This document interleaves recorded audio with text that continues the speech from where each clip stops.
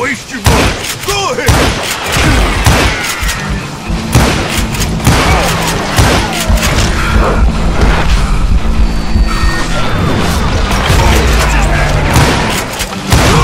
Don't let that asshole get away with this. Shoot. There were carts everywhere, piles of lumber, and God knows what else for people to hide behind. That really was one hell of a sawmill. Quite an impressive operation.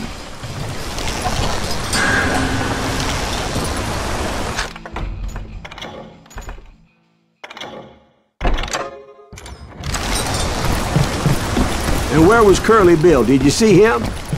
I'm about to get to that, Ben. Patience. I'm painting a picture here.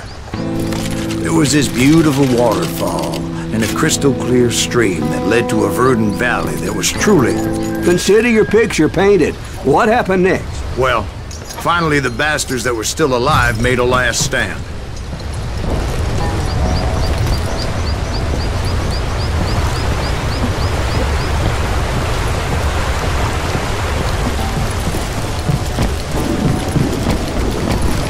Curly Bill, Johnny Ringo, and his compadres took off into the lumber yard, and I followed after.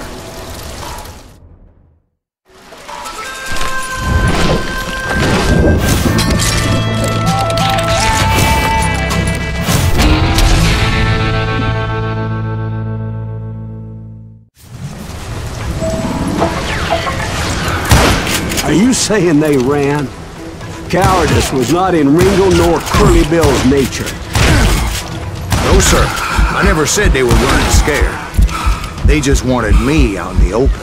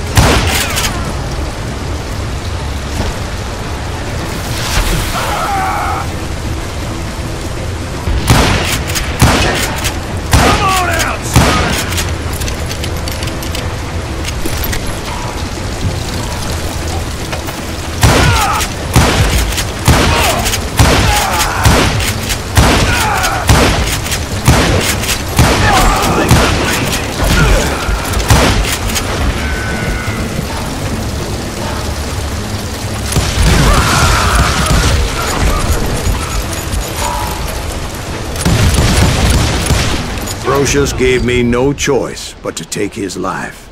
But Ringo was nowhere to be found. I knew you didn't kill Ringo, because he was found dead in a different location altogether. To this day, his killer is still unknown. Indeed. Took me a few months before I finally tracked his ass to West Turkey Creek Canyon.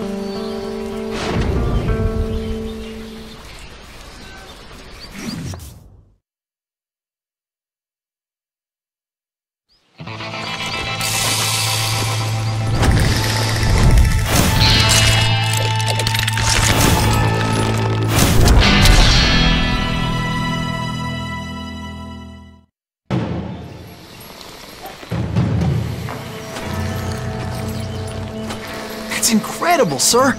I always thought that Doc Holliday was the one that killed him.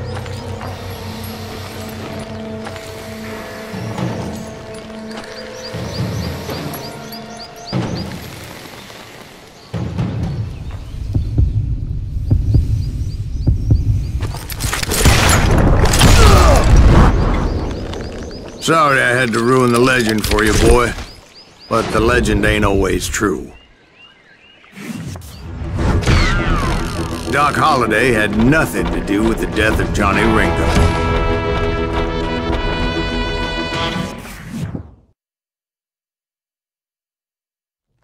I was paid a healthy bounty for Ringo and Curly Bill, and realized there was real money to be made. That's why I went after Henry Plummer.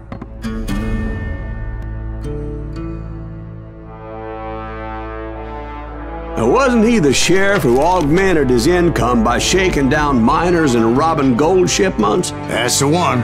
Oh yeah, I remember him. He ran that gang of thieving outlaws called the Innocents. So it's true that you went toe-to-toe with him? Indeed I did, son. Indeed I did.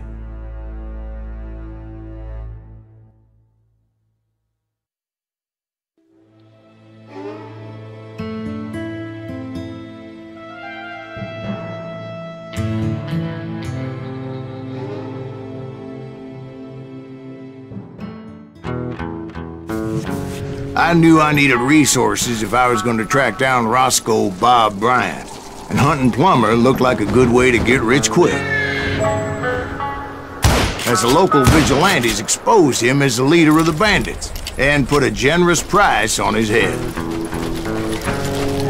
Plummer rallied his gang to plunder one last gold mine before making their escape, and that's where I thought I'd find him.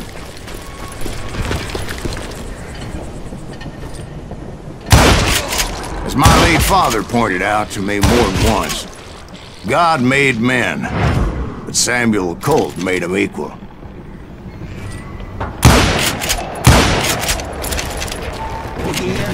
Who the hell is that then? Don't let him get a shot off!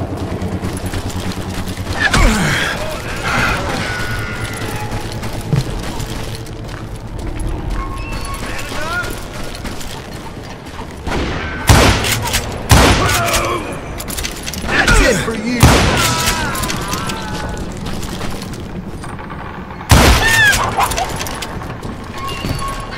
I knew that dynamite wasn't mine, so I decided the polite thing would be to return it. It was the biggest gold rush since Sutter's Mill in '48. Unfortunately, prospectors weren't the only ones drawn to those riches. There were thieves, killers, robbing travelers, and hijacking gold shipments. Like those that ran with Plummer.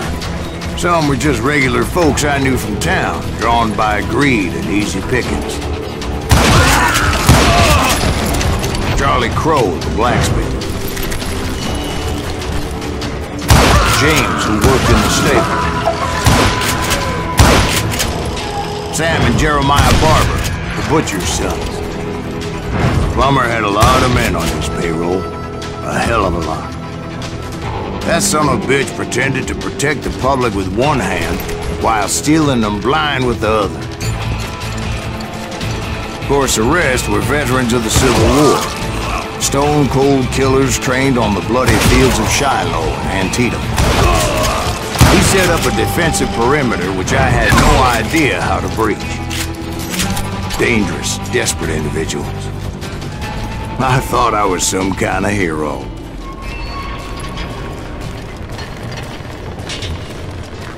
I finally made it past and headed on to meet my destiny.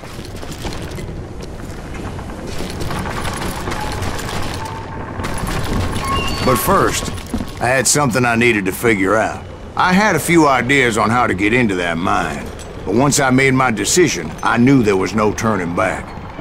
So my first thought was to enter the nearest mine portal. I saw an entrance. Made sense.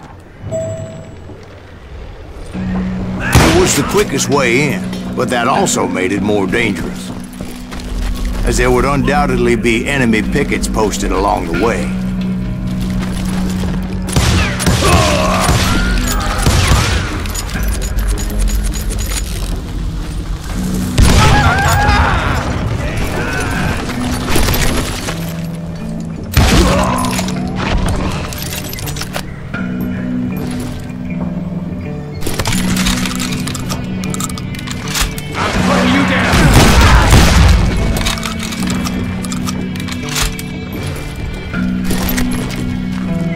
Besides, once you enter a mine like that, it's easy to get all turned around. And that confusing maze of corridors wouldn't even be the worst of it. Some of those shafts can be as deep as hell.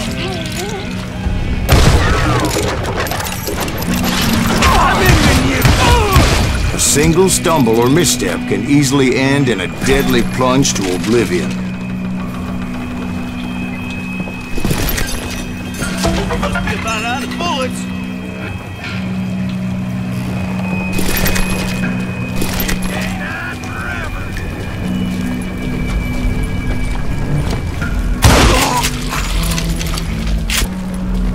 Quick reflexes often make up for a lack of common sense. Luckily, I was never one to be easily bushwhacked. I would just need to be careful not to blow myself to kingdom come. Yes! I do not deserve to die like this!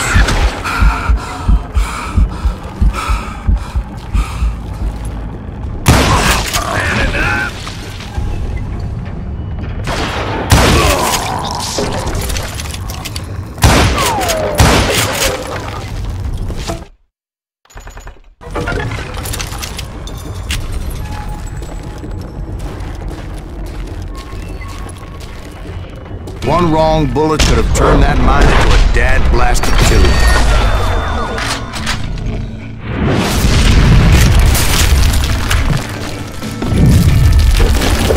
I freely admit that my plan of attack was not just moronic, but clearly insane.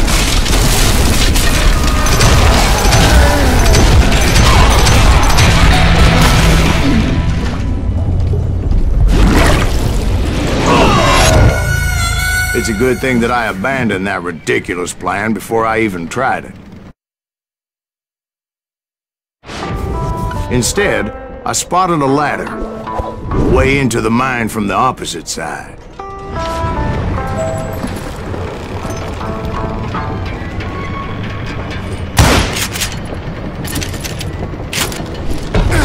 It was a long way around, but that approach seemed more sensible at the time. Of course, being I had a problem with heights, that scaffolding scared the bejesus out of me. Climbing down that ladder required some caution. I needed to make a leap of faith, which ain't easy when you're suspended between heaven and hell.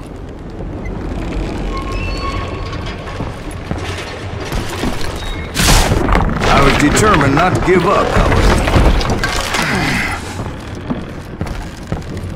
As Sheriff Plummer seemed quite the despicable character.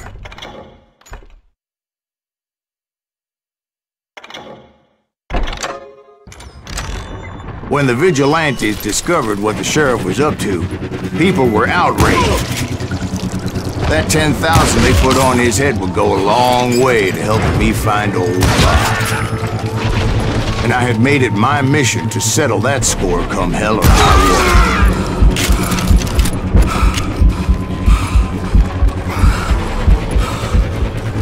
But first, I would have to make a choice. Take the elevator, or climb the ladder.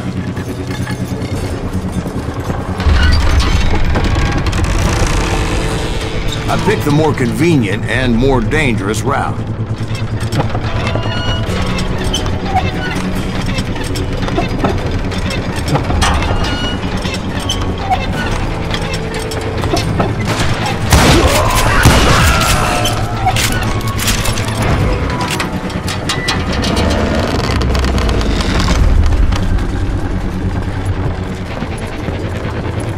Plummer was a mad dog killer, and the people of Nevada City deserved better.